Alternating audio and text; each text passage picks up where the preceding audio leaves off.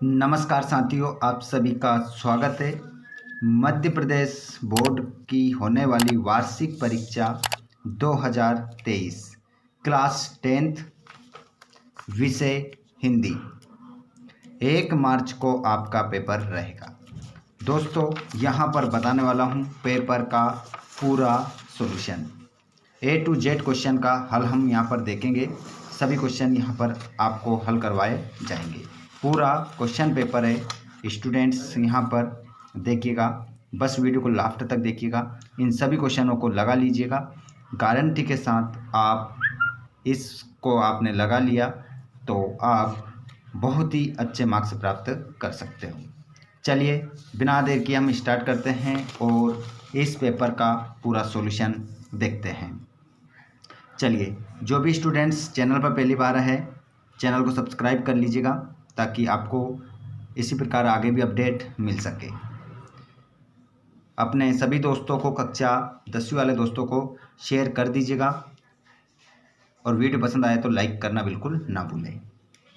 चलिए स्टार्ट करते हैं। सबसे पहले सही विकल्प चुनकर लिखिए।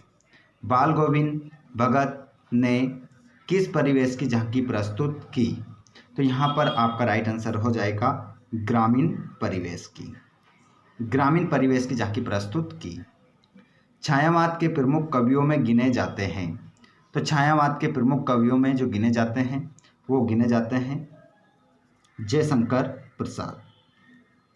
सड़क पर घूमते हुए जले हुए पत्थर पर लेखक ने उजली छाया देखी, वे थी किसकी? तो वो छाया थी मानव की। राइट आंसर लगा लीजिएगा। वो छाया किसकी थी? मानव की आपका राइट आंसर हो जाएगा। आग में घी डालना मुहावरे का अर्थ है। आग में घी डालना जो मुहावरा है इसका क्या अर्थ होता है ये आपको बताना है। तो इसका राइट आंसर होगा क्रोध को बढ़ाना। हिंदी साहित्य के इतिहास में स्वर्ण युग कहलाता है। तो हिंदी साहित्य के इतिहास में स्वर्ण युग कहलाता है। तो स्वर्ण युग कहते हैं भक्ति काल को। करेक्ट आंसर क्या हो जाएगा? भक्ति काल। और तुलसीदास जी ने कौन सी भाषा का प्रयोग किया है? तो तुलसीदास जी ने जिस भाषा का प्रयोग किया है वो किया है अवधी भाषा का। राइट आंसर हो जाएगा अवधी भाषा।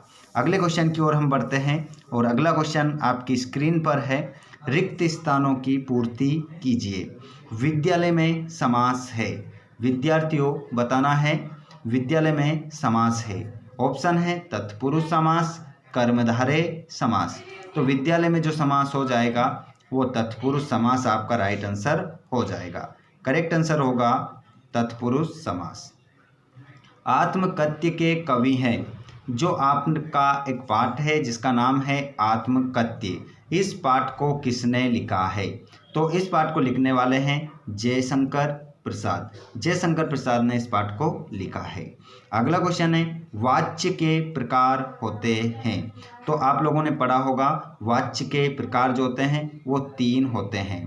ऑल स्टूडेंट मुझे कमेंट बॉक्स में बताएंगे वाच्य के 3 प्रकार कौन कौन से होते हैं।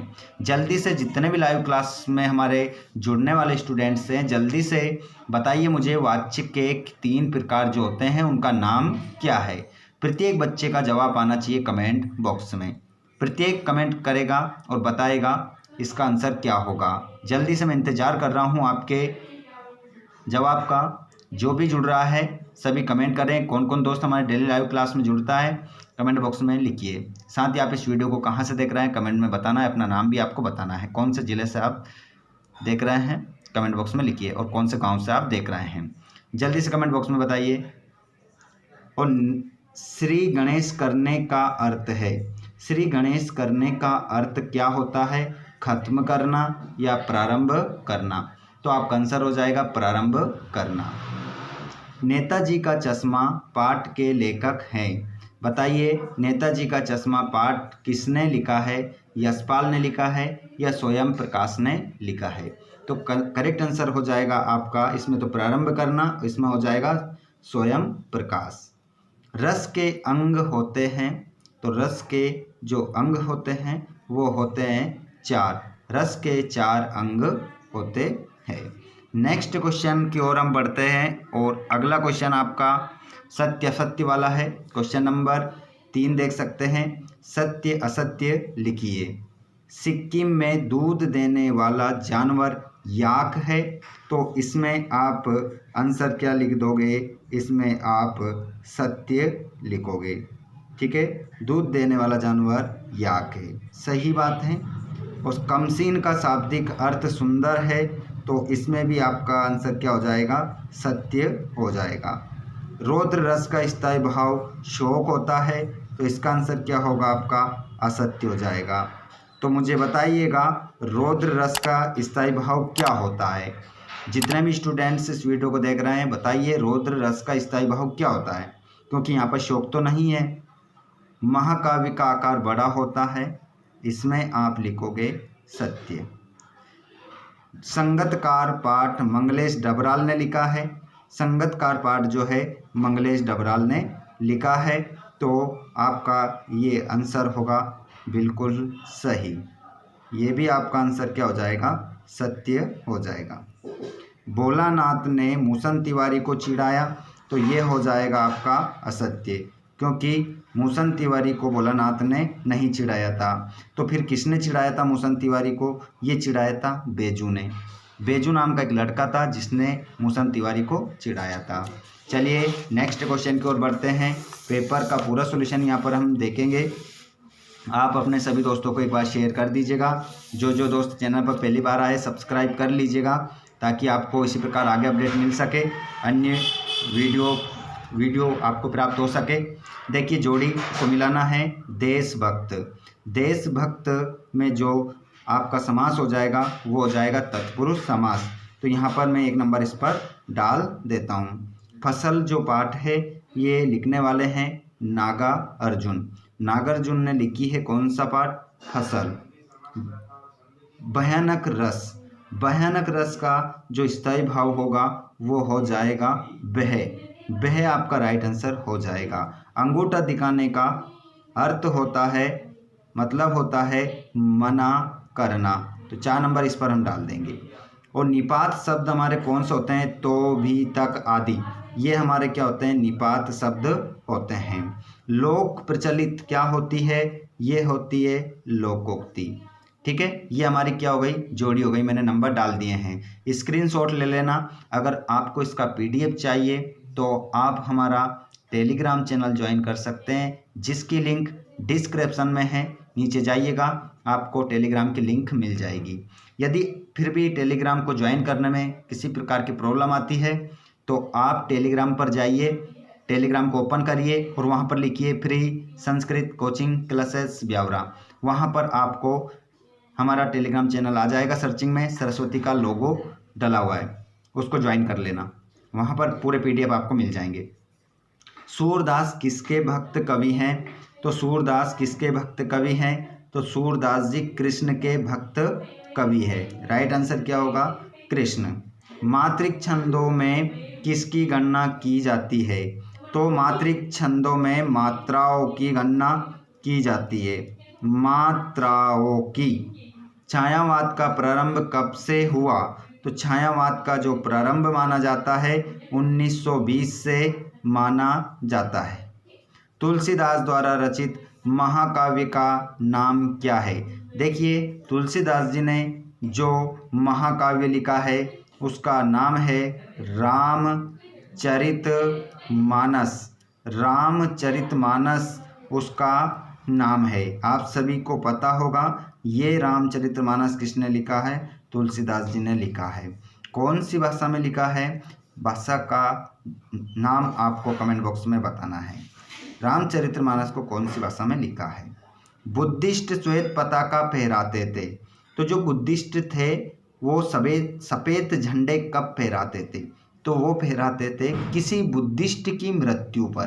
तो आप लिख सकते हैं बुद्धिस्ट की मृत्यु पर। क्या लिख सकते हैं? मृत्यु पर। किसी बुद्धिस्ट की मृत्यु पर फहराते थे। मोहन गांव को जाता है कैसा वाक्य है? तो मोहन गांव को जाता है, ये जो वाक्य है आपका विधानवाचक वाक्य है। विधानवाचक। यहाँ पर लिखेंगे आप विधानवाचक। विधानवाचक आपका राइट आंसर हो जाएगा। नेक्स्ट क्वेश्चन आप देखेंगे, भक्ति काल की 2 विशेषताएं लिखिए। नई कविता की विशेषताएं लिखिए। और कवि की आंख फागुन की सुंदरता से क्यों नहीं हट रही है। और पाठ के आधार पर बाल गोविंद भगत के मधुर गायन की विशेषताएं लिखिए। रस किसे कहते हैं, रस के अंगों के नाम लिखिए। शब्द शक्ति किसे कहते हैं, इसके प्रकारों के नाम लिखिए। यही क्वेश्चन आपको अपने पेपर में, जो 1 मार्च को आपका पेपर है, उसमें ये क्वेश्चन आपको देखने को मिलेंगे। यदि आपने अभी तक इन क्वेश्चनों को नहीं पढ़ा है तो जल्दी से पढ़ लीजिएगा, क्योंकि ये क्वेश्चन पेपर में आने वाले हैं साथियों। जो भी बताए जा रहे हैं पूरे के पूरे पेपर में आपको देखने को मिलेंगे। ठीक है, पूरा देख सकते हैं क्वेश्चन पेपर पूरा यहाँ पर। अगर इनमें से आपको कोई सा क्वेश्चन चाहिए तो आप मुझे कमेंट करके बता सकते हैं। आप हमारे टेलीग्राम से जुड़ सकते हैं। यदि टेलीग्राम से भी नहीं जुड़ना है और आप इन क्वेश्चनों के आंसर चाहते हैं तो स्टूडेंट्स आप मुझे कमेंट बॉक्स में बता देना, मैं आपको सेंड कर दूंगा, लिंक सेंड कर दूंगा, क्योंकि इन सभी प्रश्नों को हमने पहले ही डाल रखा है। देख सकते हैं, काशी में हो रहे कौन से परिवर्तन बिस्मिल्लाह खां को व्यतीत करते हैं। किन महत्वपूर्ण आवश्यकताओं की पूर्ति के लिए सुई धागे का आविष्कार किया होगा। वात्सल्य रस की परिभाषा उदाहरण सहित लिखिए। और दोहा चंद की परिभाषा उदाहरण सहित लिखिए। ये सब क्वेश्चन हमने डाल रखे हैं, आप मुझे कमेंट में बता देना, मैं आपको सेंड कर दूंगा। एक बार इस क्वेश्चन पेपर को पूरा देख लो। यही क्वेश्चन पेपर पूरा का पूरा छपने वाला है। बहुत ही अच्छे अंक आप प्राप्त करोगे यदि आपने इस क्वेश्चन पेपर को पूरा सोल्व कर लिया है। तो स्टूडेंट्स, ये रहा आपके क्वेश्चन नंबर 19, जिसमें आपको गद्यांश का संदर्भ प्रसंग सहित व्याख्या लिखना है।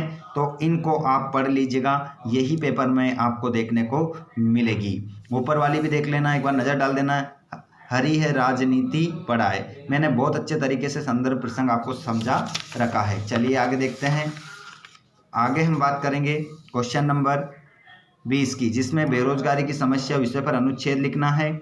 और पर्यावरण सुरक्षा को लेकर 2 विद्यार्थियों के बीच संवाद लिखना है।